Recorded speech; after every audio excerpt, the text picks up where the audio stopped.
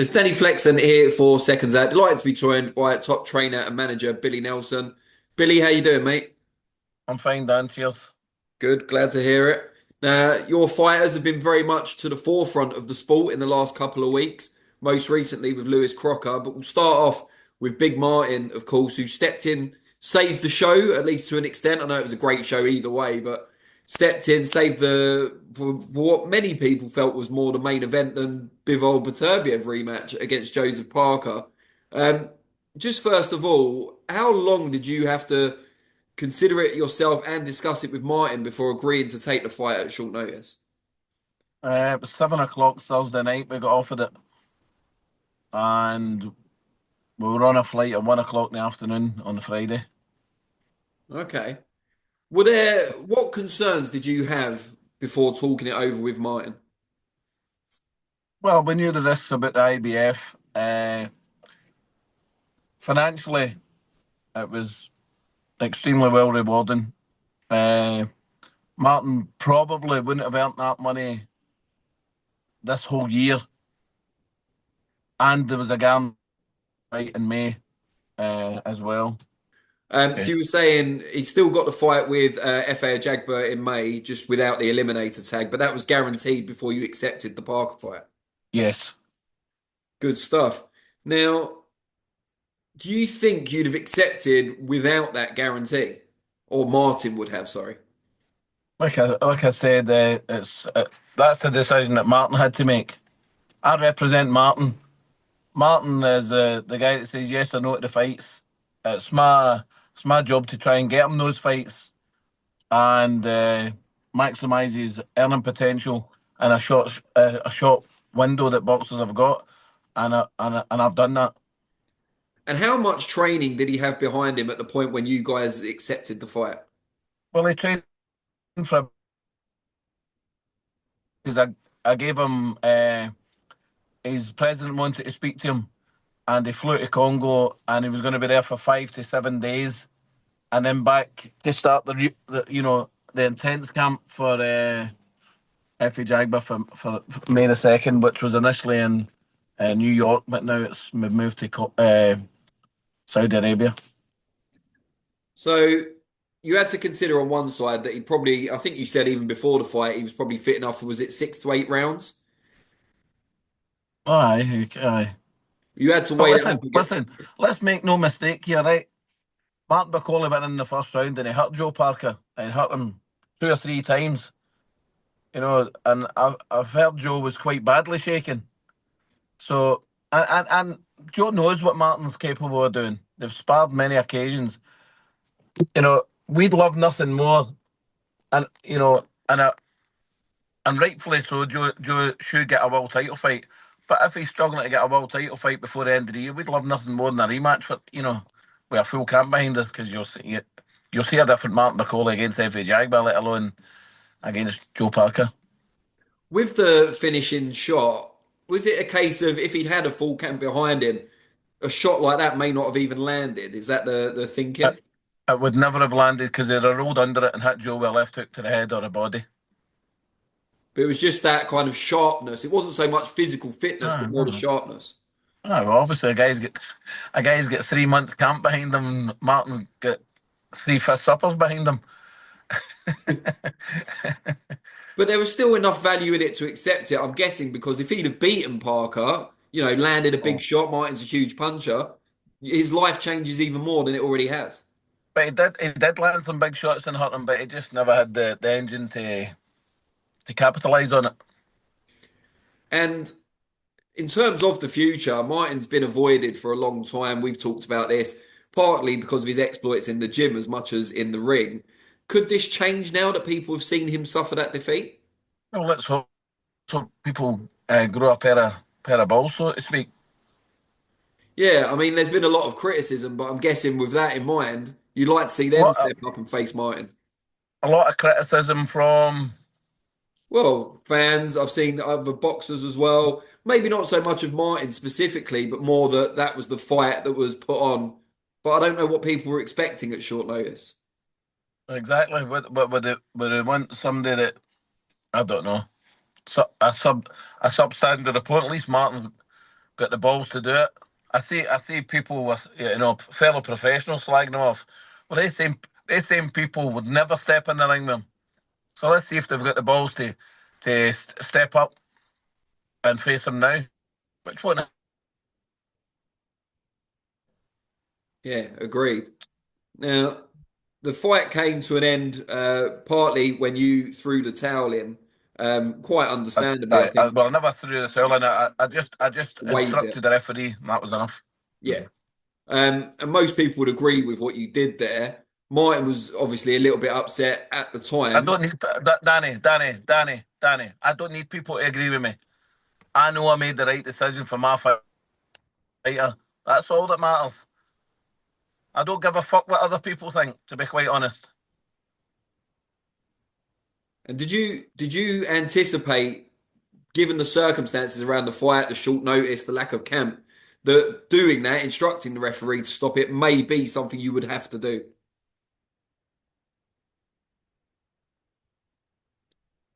Well, listen, he was clearly dazed by the punch. His legs weren't right. He's not had a full camp behind him. I made the decision that I'm not going to have my boxer take unnecessary punishment, which would be the same for every boxer that I train. It's not just because it's Martin Bakole. And the Yeah, only no. reason I go out and I want to, the only reason I go out and I want to get Martin's name out there is because he's been treated absolutely shabbily. There's promoters out there slamming doors in his face, left, right, and centre. So I'm the only one, and I'm the only one that's putting his name out there. And have you spoken to him since the fight, and what were his spirits like? The guy's brand new. Martin would have carried on, no problem. No, he would have carried on. It would have been hurt. It potentially would have been hurt. I'm not risking that, especially as we've got that fight in May. But I mean, just generally, having been in with Parker, obviously you never like to lose, but great payday, Of great course we don't. opportunity, still another fight to come with Turkey Al Sheikh. Is he in relatively good mood, Martin? Is he happy? Of course he's happy. It helped Turkey. I'll shake out, and His Excellency thanked him, sincerely thanked him at the end of the fight. Called him over, him and I, and thanked both of us for basically saving that particular fight. Anyway, I wouldn't say he was saving the show, but it was saving that particular fight. Remember, you've got to think Joseph Parker. If they never got a suitable opponent in for him, he wouldn't have earned money either, would have? Well, yeah. Can we take much about Joseph Parker from that fight?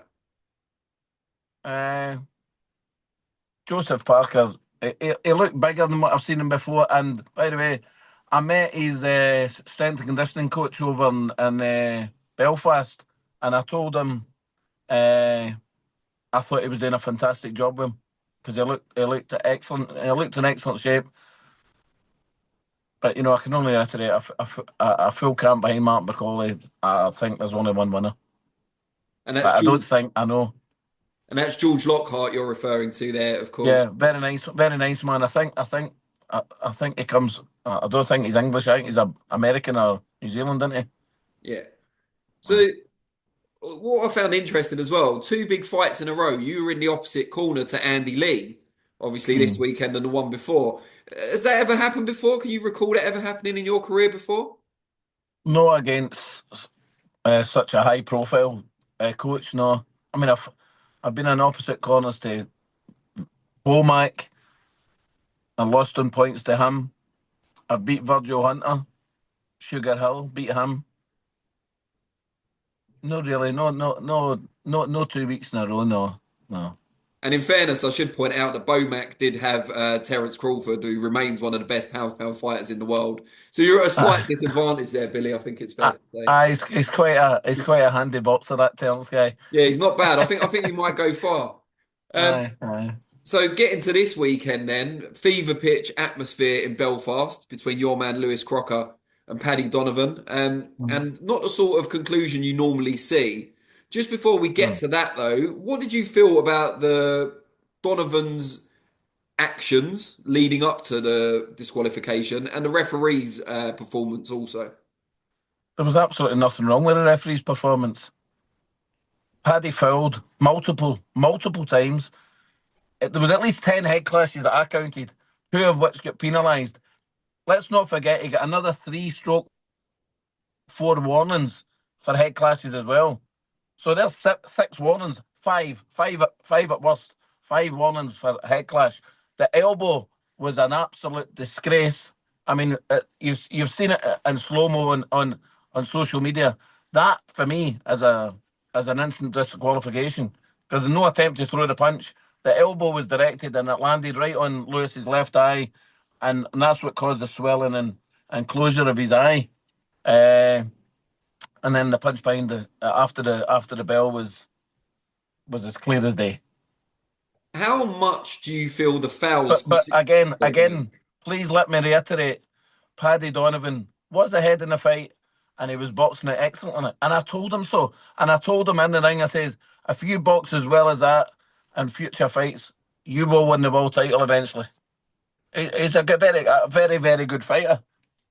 How much do you feel the effect of the fouls helped Paddy Donovan to that great performance? Oh, oh no, it wouldn't have affected um, Paddy's performance, but it certainly had an effect on Lewis's because he's blinded in his left eye. You know, he's had multiple headbutts. He's got three cuts. He's sustained 22 stitches, six of which are internal, eight, and 16 external. That's no way you expect a fight to go. And one of the criticisms or responses that's come back, I saw you going back and forth earlier today with Nick Campbell on Twitter or X. And what he said is something I've seen some fans online also saying that heads were going in from both boxers. What would be your response to that? Uh, Head clashes do happen in fights, but some are when heads come together. Paddy's were going forward. We're going forward and we're blatant fouls. There's a big difference, you know, big difference. You've got to remember Nicky Campbell um, is attached to Andy Lee's gym. Yeah. Well, he never ever fought for him because he's no fought in a couple of years. But he was over there sparring. He was a sparring partner. Theoretically, he was a sparring partner for Joe Parker. So, you know, he's not hugging a little bit, isn't he? So, Fair enough. and that's okay. That's understandable. They're his pals. That's fine. That's all well and good. But facts are facts. And One cut was sustained by a punch. Two cuts were sustained by head clashes. The elbow in the eye caused the swelling. eye to close, Yeah. causing the swelling and the eye closure. And there was a punch by after the bell. Do you think it justifies disqualification? Yeah. Because No, of no, I course it do. does. We had our live show on Monday evening, so 2 days ago. We discussed it at length there. But I said from the start, there was a lot of things that Donovan was doing that he wasn't getting warned for that weren't completely within the rule book either. And I Well, felt it there's was well another thing that he was taken. doing. There was another thing he was doing. He was pulling out his jab and holding Leslie's The hand. pin, they called it the pin, The apparently. But pin. yeah, he was doing that frequently. He was shouldering off Uh-huh. quite a lot as well. So really, I think. Listen, Andy Lee's a top coach and a great guy. I'm friendly with Andy, right? Never have a bad word to say about him because there's nothing to say bad about him. But he will go home and watch that fight and say maybe he overreacted because I think he did overreact a little in the change room.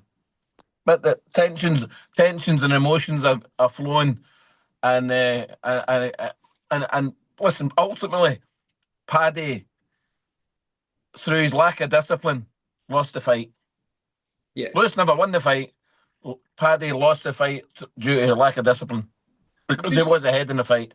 And just on that, when from Paddy Donovan's perspective, when you've already been warned twice and had points taken off twice, sorry, warned many times, points Aye, taken off twice, and then the bell goes and you land the punch, you throw the punch significantly after the bell. How do you explain that? Why would he not be able to control that? well, with the fullest respect and no disrespect to Paddy, the oldest trick in the book was I never heard the bell. Well, 8,000 people heard the bell because they started booing directly after it. I heard the bell. Lewis Crocker heard the bell. I'm sure Paddy heard the bell. Listen, it's one of those things. It's unfortunate for Paddy, fortunate for Lewis, and we move on, fight for a world title. Yeah, well, we'll talk about that in a second because I don't have any affinity with the people online saying, well, he should give him an immediate rematch. I think you get a world title shot by legit means, you should take it. Why wouldn't you? But Of course, we will talk about that. even if One it's against Paddy Donovan, which shouldn't be the case. But seems powers unlikely, that but you never know. the, the powers that be could possibly make that happen.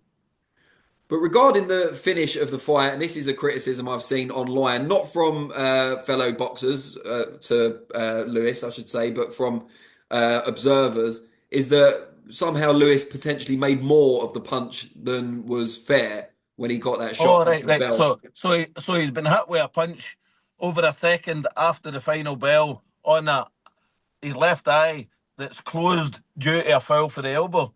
Fuck right off, people. You've no got a clue what you're talking about. Let's get real here. Let's get real. These people haven't got a fucking clue. They haven't got a clue. Get a grip.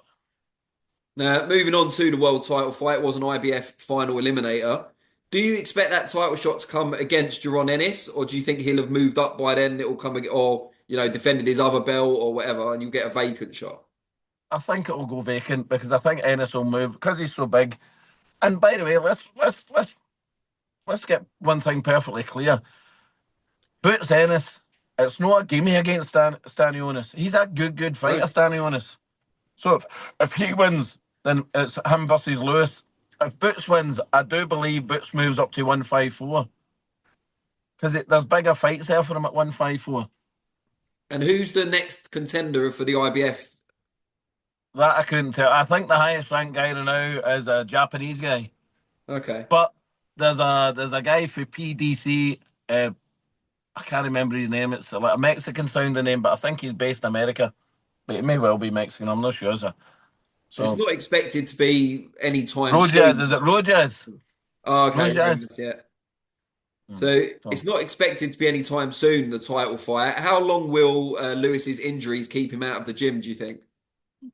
well, I don't know. I don't know. I mean, if Ennis wins and vacates, that fight could be made in August, September.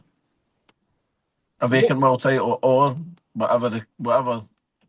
the whatever the decision is made. Who he's got to fight.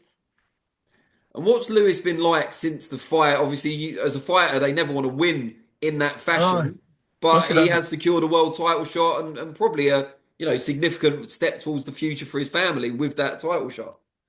Of course, like, of course, he's not happy with he's not happy with his performance, but his performance was hindered by fouling, persistent fouling. So he'll obviously move on now, world title shot. Do you have any sympathy at all for Paddy Donovan? Because a lot of people would say he's made his own bed there. He's got to take it on the chin. But he did look devastated at the end of the fight, and as you said, he did box very well. He boxed excellently, and of course, I've got sympathy for him. I'm a boxing man, and I'm a sportsman. Paddy boxed excellently. Lewis Lewis never boxed so well.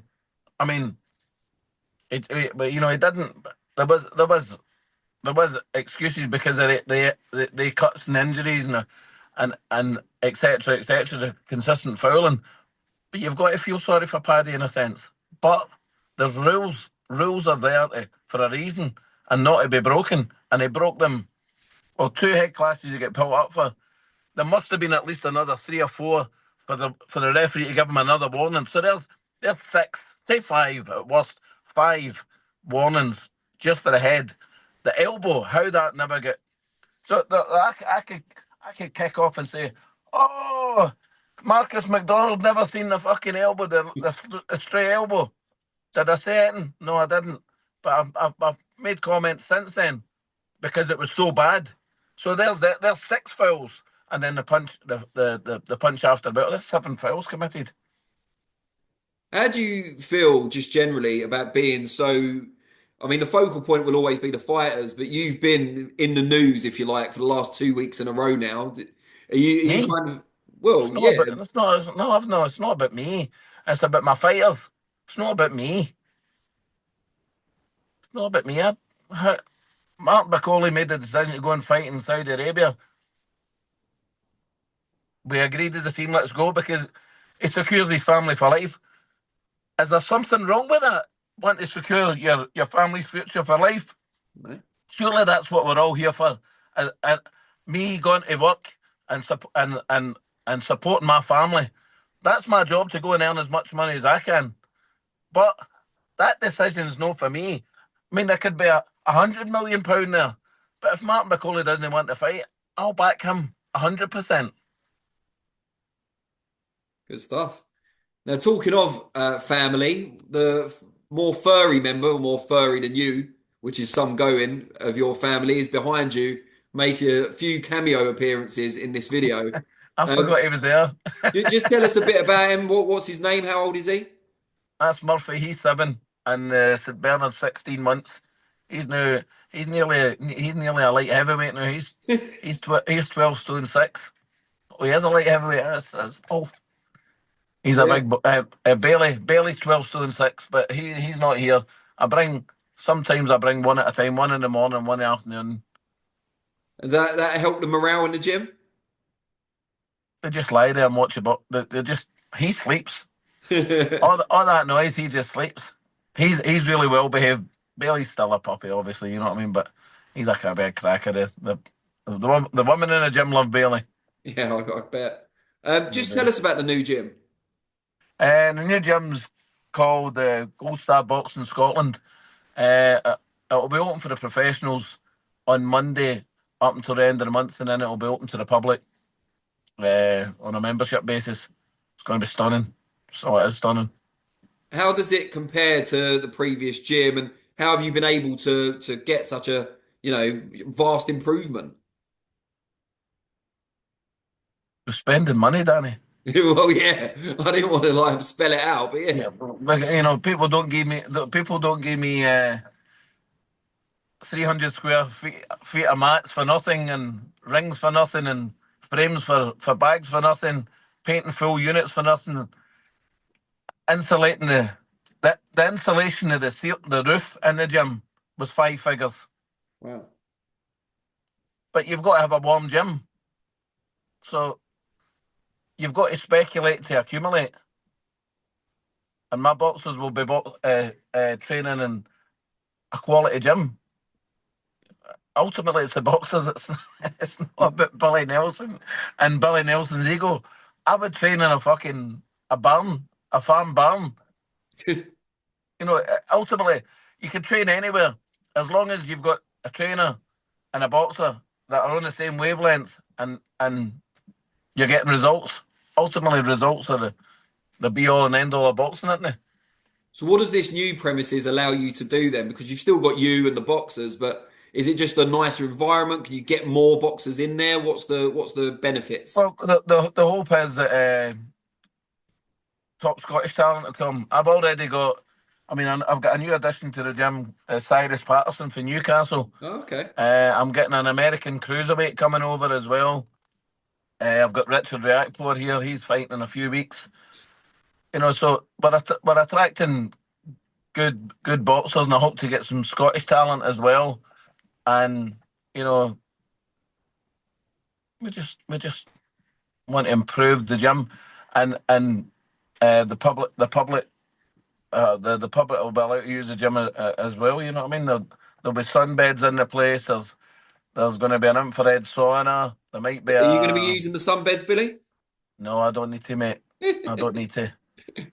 Uh, there might be what do you call these things again? The freezing things.